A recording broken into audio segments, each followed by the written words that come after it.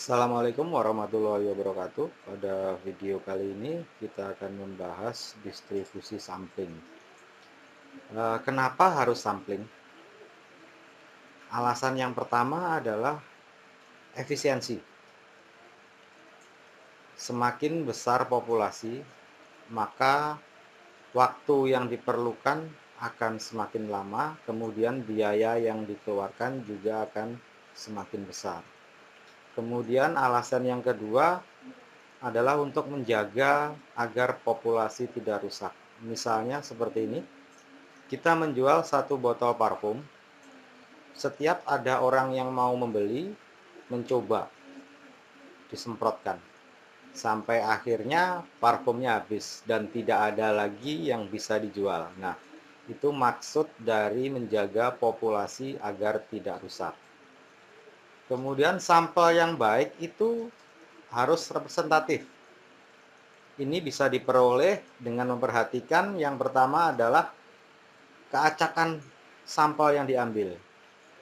Kemudian yang kedua, ukuran sampelnya. Dan yang ketiga adalah teknik penarikan sampel yang tepat. Di sini kita akan membahas beberapa teknik sampling. Yang pertama, sampel acak sederhana. Ini yang paling simpel, bisa dilakukan dengan membuat undian misalnya. Kemudian yang kedua adalah sampel sistematik dengan awalan acak. Misalnya kita mau meneliti satu kelas, kemudian kita bisa mengambil sampel dengan cara melihat absensinya. Nomor urut absensinya, nomor 1, kalau kita tetapkan interval misalkan 5, berarti nomor 1, nomor 5, nomor 10, nomor 15. Kalau masih kurang, ternyata absensinya habis, bisa ambil nomor 2, kemudian nomor 6, nomor 11, dan seterusnya. Yang ketiga adalah sampel acak berlapis. Ini seperti ini. Misalnya kita mau mengambil sampel mahasiswa semester 2, 4, 6. Nah, dari masing-masing semester ini bisa dikategorikan ke dalam sampel acak berlapis. Yang keempat, sampel gerombol atau kelompok. Misalkan di sebuah sekolah, siswa kelas 7, itu siswanya ada 400 yang terbagi ke dalam 10 kelas. Kita memerlukan 80 sampel misalnya. Berarti kita bisa mengambil di kedua kelas, misalkan kelas 7A dengan kelas 7D misalnya. Jadi yang diacak bukan individunya, tetapi kita mengambil berdasarkan kelompok kelasnya. Yang kelima, sampel area. Sampel area ini misalnya seperti ini. Kita populasinya adalah seluruh warga Indonesia. Karena seluruh warga Indonesia itu sangat banyak, kita bisa mengambil area berdasarkan provinsi. Jadi yang kita ambil sedikit dari tiap provinsi atau kita mengambil beberapa provinsi saja. Oke, itu beberapa teknik samplingnya. Kemudian penarikan sampel juga dapat dilakukan yang pertama tanpa pemulihan. Ini berarti siapapun yang sudah menjadi sampel tidak mempunyai peluang untuk menjadi sampel kembali. Kemudian yang kedua adalah dengan pemulihan. Jadi sampel yang pertama ada kemungkinan juga akan menjadi sampel kedua, ketiga, keempat, dan seterusnya. Kemudian berdasarkan ukurannya, sampel itu dibedakan menjadi 2, sampel besar dengan sampel kecil. Beberapa buku menyebutkan bahwa sampel besar itu jika jumlah sampelnya lebih besar sama dengan 30. Sampel kecil itu kurang dari 30. Atau juga bisa dianggap seperti ini. Sampel dianggap besar jika kurang dari 5% dari populasinya. Oke, jadi N per N itu kurang dari 5% populasinya.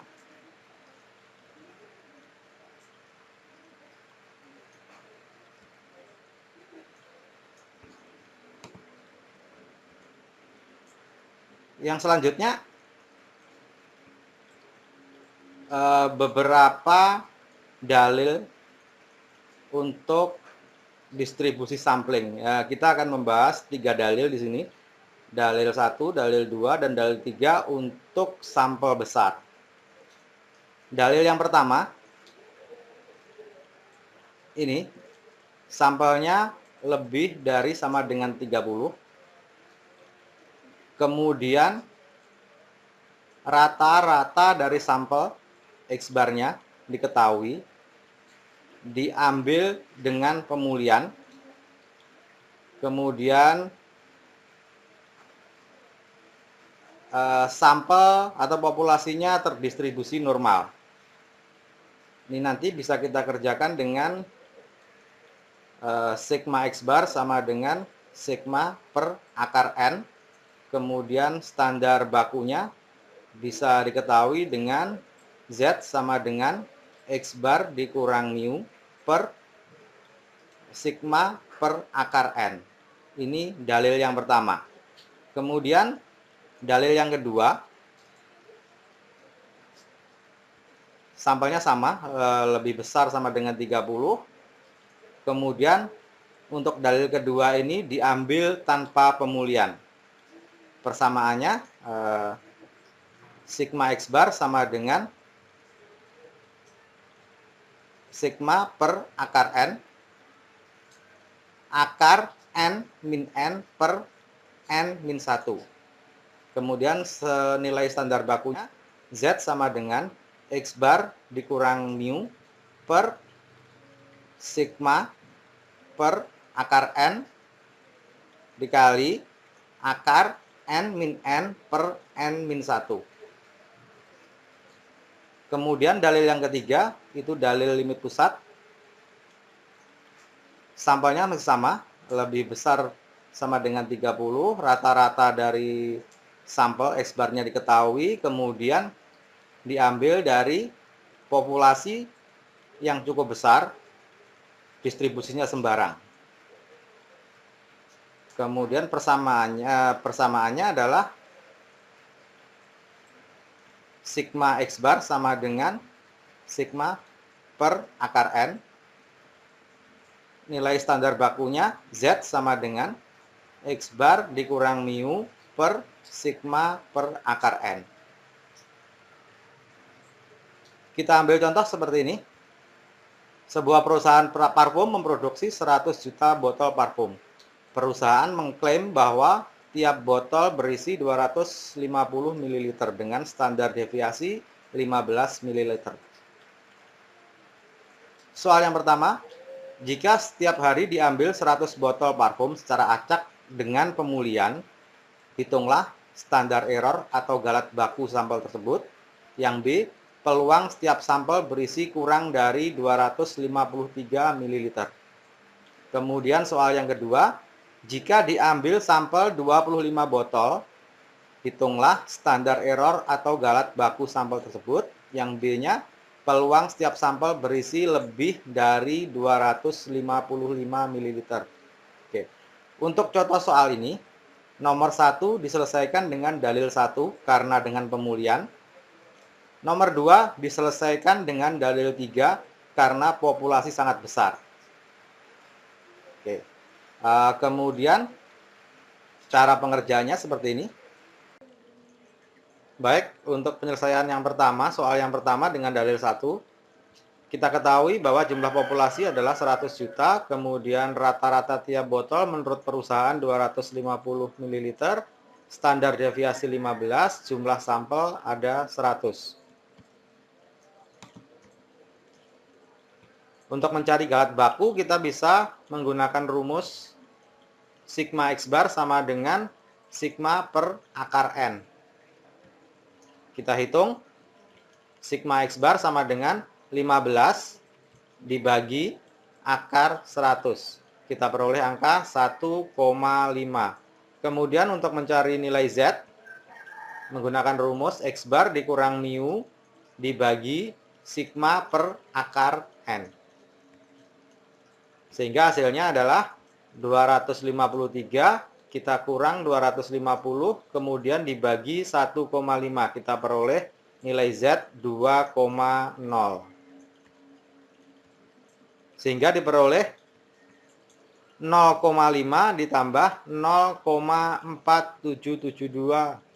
0,5 ini kita peroleh dari bahwa jumlah semua data kita itu 100%. Kemudian dilakukan uji dua sisi. Karena ujinya dua sisi, maka 100% kita bagi 2, dapat 50% atau 0,5. Ditambah 0,4772.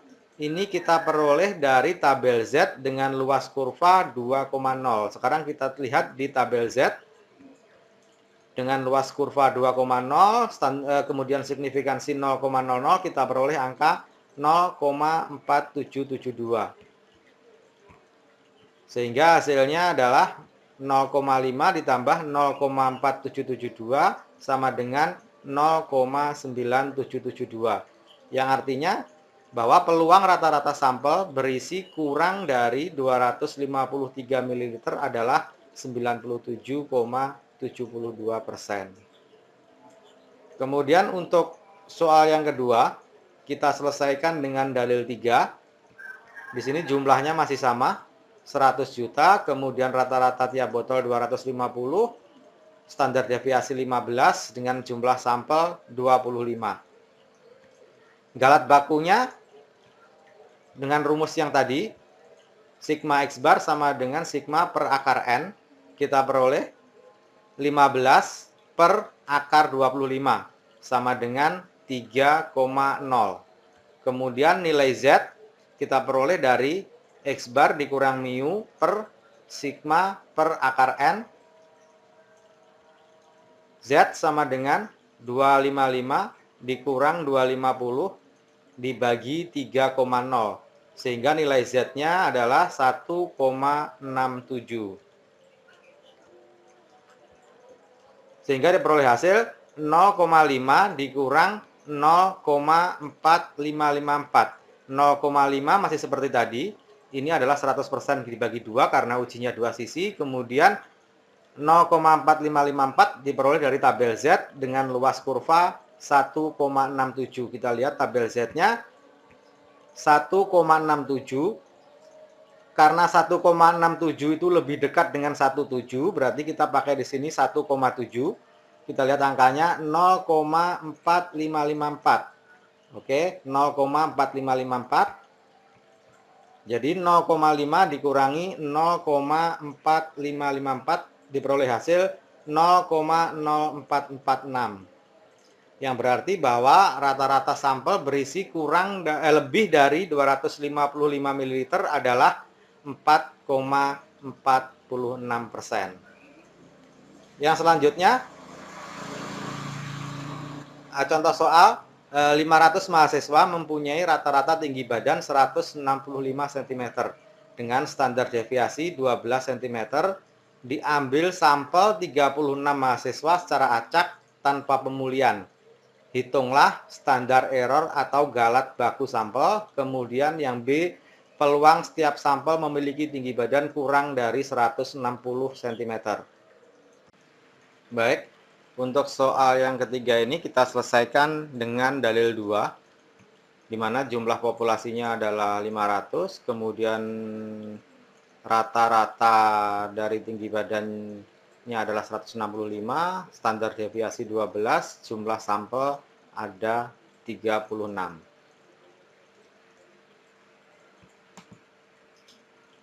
Di mana di sini N per N, sampel dibagi populasi sama dengan 36 dibagi 500 sama dengan 7,2% atau lebih dari 5%.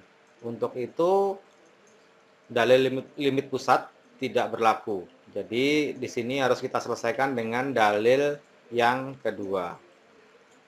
Oke. Untuk dalil yang kedua, kita harus mencari faktor koreksi dulu. di mana faktor koreksi ini kita peroleh dari akar N besar populasi dikurang sampel dibagi N-1, yaitu akar dari 500 dikurang 36 dibagi 500 dikurang 1, sehingga diperoleh hasil akar 0,929 sama dengan 0,964. Kemudian galat bakunya kita peroleh dari sigma X bar sama dengan sigma per akar N dikali faktor koreksi. Jadi sigma X bar sama dengan 12 dibagi akar 36 dikali 0,964 sama dengan 2 dikali 0,964 sehingga diperoleh hasil 1,928. Kemudian Z kita peroleh dari 160 dikurang 165 dibagi 1,928 sama dengan min 2,59. Untuk diingat bahwa di sini menggunakan nilai mutlak, jadi abaikan saja tanda min di sini. Jadi 0,5 dikurang 0,4953. 0,5 masih seperti tadi, diperoleh dari uji dua sisi, 100% kita bagi 2, dikurang 0,04953 kita peroleh dari tabel Z dengan luas kurva 2,59. Kita cek di tabel Z, 2,59 itu lebih dekat ke 2,6 sehingga diperoleh angka 0,4953. Jadi 0,5 dikurang 0,4953 sama dengan 0,0047.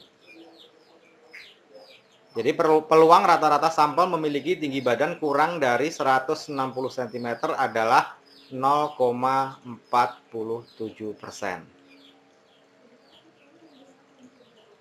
Oke, demikian tadi materi distribusi sampling yang membahas 3 dalil untuk sampel besar, yaitu dalil 1, dalil 2, dan dalil 3. Jika merasa video ini bermanfaat, jangan lupa untuk like dan subscribe. Terima kasih.